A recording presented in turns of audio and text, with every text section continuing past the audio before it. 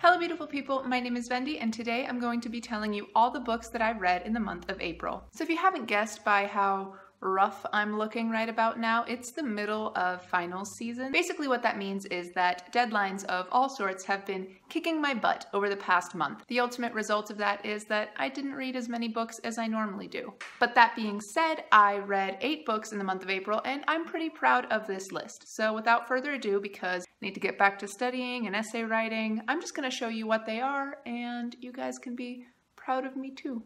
Let's get started. The first 2 books that I read in the month of April were The Winner's Crime and The Winner's Kiss. These are books 2 and 3 of the Winner's Trilogy by Marie Rutkowski. I reread The Winner's Curse last month and I really enjoyed it. To keep from spoiling these 2 books, I'll talk to you about the first one. It follows a girl named Kestrel. She's the daughter of a Valorian general, and the Valorians are a people who have colonized a land called Haran. For the past 10 years, the Harani have lived as slaves and the Valorians have lived as their masters. While Kestrel doesn't really agree with the idea of the Harani being second-class citizens, she doesn't do anything to fight against it until she befriends a Harani slave named Aaron, and the story goes from there. So I'm a big fan of the Winner's Trilogy. My favorite has to be The Winner's Crime, which is book 2. It's just very different from the other YA fantasy trilogies that I've read thus far, especially ones published in the 2012-ish era. Kestrel's a strong female character without relying on traditionally masculine gender roles to be considered strong. She's very intelligent and always one step ahead of everyone else. I think that the reason that I like The Winner's Crime the most out of all 3 books is that we really get to see Kestrel shine. Book 2 has the most political intrigue of the whole trilogy, and it turns out I'm a huge fan of that. I love slow burn, mysterious,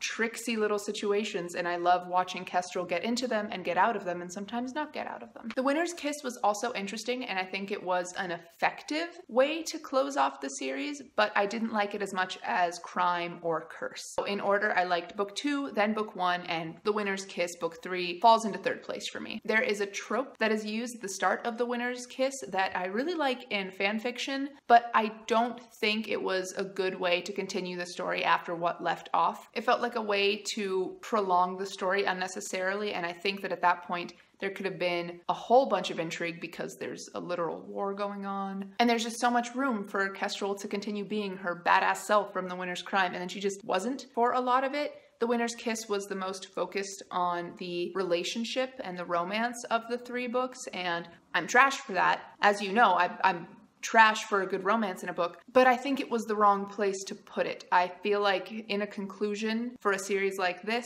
there needs to be more substance in the end than just who's kissing who. And there was, just not as much as I would have liked to see. As it is, I gave The Winner's Crime a 5 out of 5 stars and The Winner's Kiss a 3.6575 out of 5. The next book I read in the month of April was To Be a Machine by Mark O'Connell. To Be a Machine is nonfiction, and it's basically a journalistic exploration of the transhumanist movement. If you're unfamiliar with what that is, basically, like in the smallest terms, it's people who are dissatisfied with being simply human and made of meat and blood and flesh and bone. They want to be better, and they think the way to be better and to sort of push evolution slightly forward is to integrate machinery into what it means to be human. Whether that's as an additive sort of thing, like cyborgs who have metal as well as flesh making up their substrate, or whether that's downloading the consciousness of a human being and uploading it to a cloud of some sort and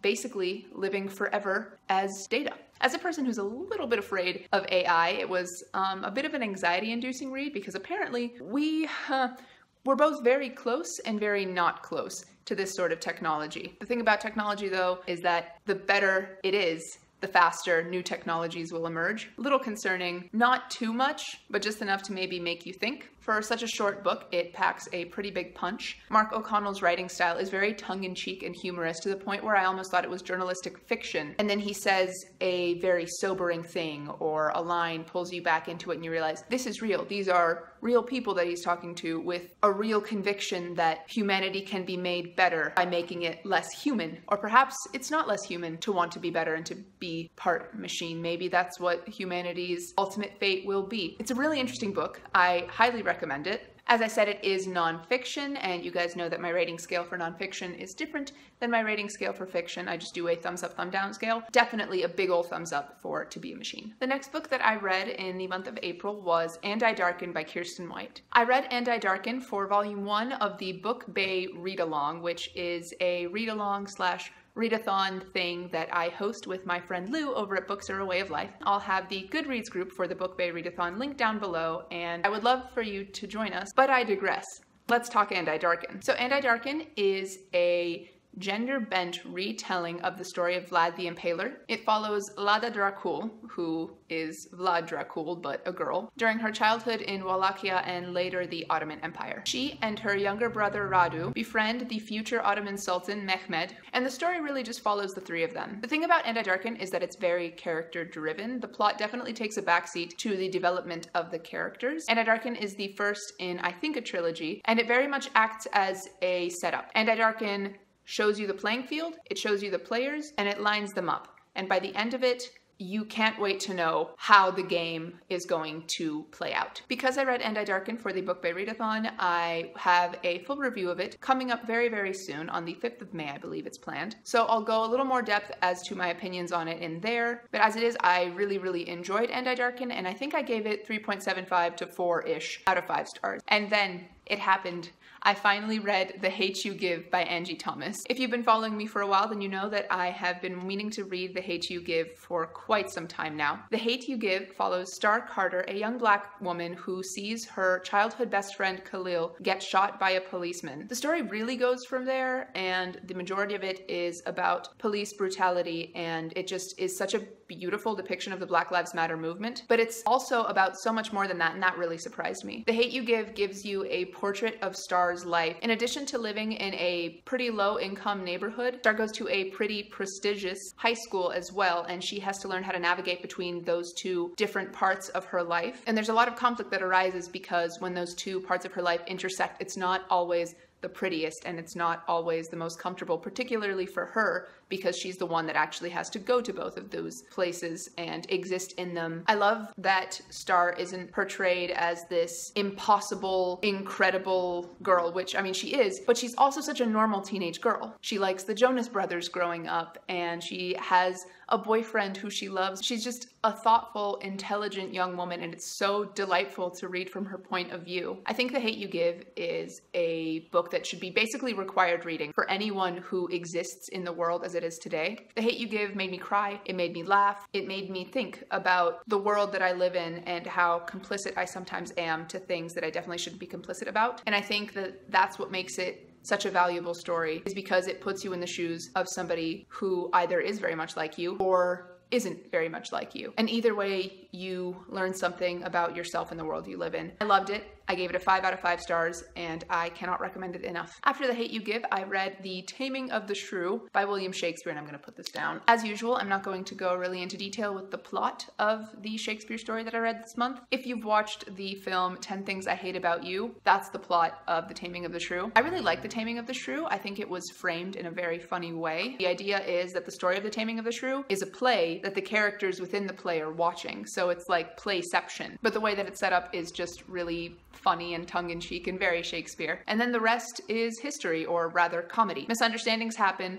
hilarity ensues, and the guys get the girls in the end. I think it's pretty important to say that the guys get the girls because, as with most Shakespearean stories, most of the girls don't have very much agency. The eponymous Shrew, Catherine, starts out with a great deal of agency, and by the end of it, the conclusion of the play is basically her losing all of it and becoming a very docile wife to her love interest. The way it happens is, I don't like it very much. He engages in some, what we would call today, pretty abusive behavior to exert his husbandly dominance over her, and I really didn't like that. So that definitely dropped my rating. However, Catherine's sister Bianca, who begins the play as a more servile, docile woman, exerts her own agency over the boy she ends up choosing to be with. So I did appreciate that. As with all Shakespeare plays, there's like a gazillion different retellings, so if you enjoy any one of them, I think it's very valuable to take a look at the source material. However, keep in mind that it was was written hundreds of years ago and that times have changed, and that if you're looking for feminism in Shakespeare, you can find it, but you're gonna have to stretch a little. As it is, I enjoyed The Taming of the Shrew, and I gave it a 2.753 out of 5 stars. Alongside all of these books, I read Dante's Inferno for one of my literature classes. Of all the things that I read for this class, I think the Inferno is my favorite. Dante stated himself that the hell that he described is supposed to be an allegory for the basically hell that he was witnessing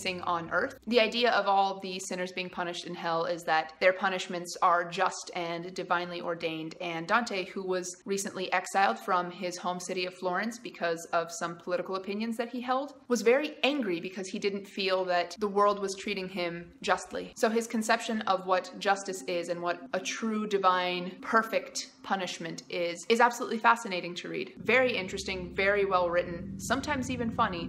4 out of 5 stars. And the final book that I read this month was Gabriel Garcia Marquez's 100 Years of Solitude. As I mentioned in my TBR, I have read 100 Years of Solitude in its original Spanish. This is a version of it in English, and it is translated by Gregory Rabassa. I won't go into spoilers because I do plan to do a full review of 100 Years of Solitude, this particular edition and this English translation. But I will say that I think that the English loses some of the musicality of the Spanish. Marquez is the father of the genre of magical realism, and it makes sense in Spanish. When you read him in his original tongue, the sentences sort of flow in a way that feels almost like a spell that's lulling you. You believe the magic of Macondo, the town, city, village, whatever you will call it, and the Buendia family. In English, it's a little harder to keep up with the suspension of disbelief, and the sentences sort of feel very run-on and clunky because there's not really a way to translate the syntactical choices that Marquez made well in English. English grammar is, I think, a little more strict, and as such, it doesn't lend itself to really getting into the beauty of Marquez's words. What really surprised me is how much I remember